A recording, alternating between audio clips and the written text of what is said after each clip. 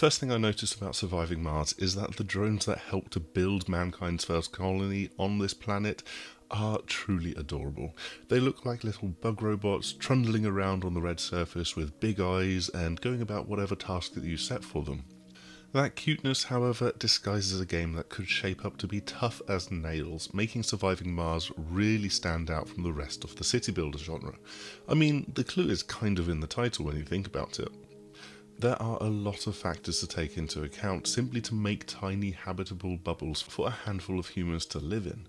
You need air that must be condensed from the sparse Martian atmosphere, power provided by solar arrays, and batteries to keep the power running during the long nights.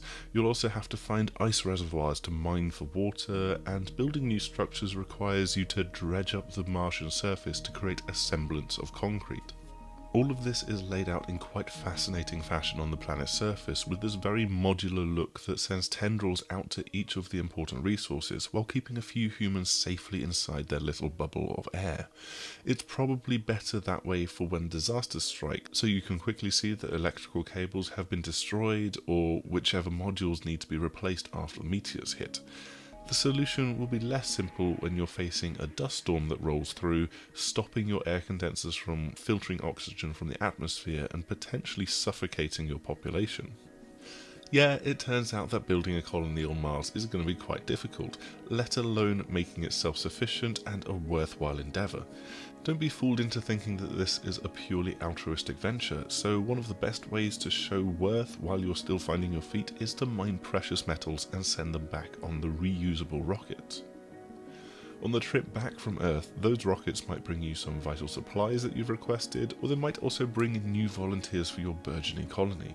They can come from all sorts of backgrounds and age groups before they get a chance to step onto the rocket, and so while you might have 50 volunteers to fill the 10 or so spaces that you've just built accommodation for, you want to filter that down to prioritise people that fit certain jobs within the colony, such as a geologist to look after the precious metal mining that is funding your colony.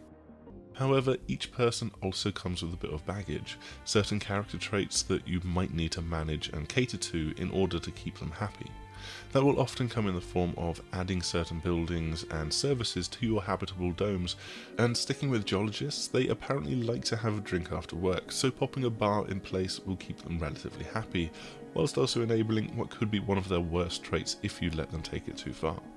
Other people might be gluttons, hypochondriacs, and so on, and given the strict limits on what you can achieve with your resources and your space, you might be forced to prioritise some needs over others, potentially even going as far as grouping like-minded individuals together in a particular dome so that they can have what they want to keep happy. There's only limited spaces within each dome, which are divided up into 6 large triangles for you to build in. Each type of building then takes up a certain triangular amount of space within that, so there's not much fiddling around to be done to make sure that everything fits together. You can of course build a much larger dome, but these then consume much more resources, which you simply won't have early on in the game. They're definitely buildings to aspire to. Surviving Mars is a game that definitely has me intrigued, with a slightly harder edge to it than most city builders out there.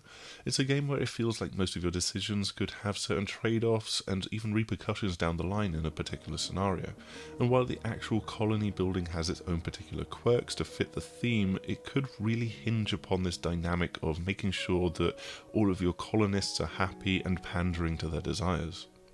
Oh, and sadly, no, while I did ask for a second time, having suggested this back at PDXCon in May, there are still no plans to have El Presidente or a similar kind of Banana Republic dictator as a sponsor in the game, which is a crying shame considering how long Haemimont games have been associated with the Tropico series. Thanks as ever for checking out our video. We've got plenty more to come from Gamescom, and if you're a Paradox Interactive fan, then keep an eye out for our updated Battletech impressions and a look at a similarly dusty planet over there, which will only be in the final game and none of the backer beaters. As always, like, sub and share, and hopefully we will see you again soon. Goodbye!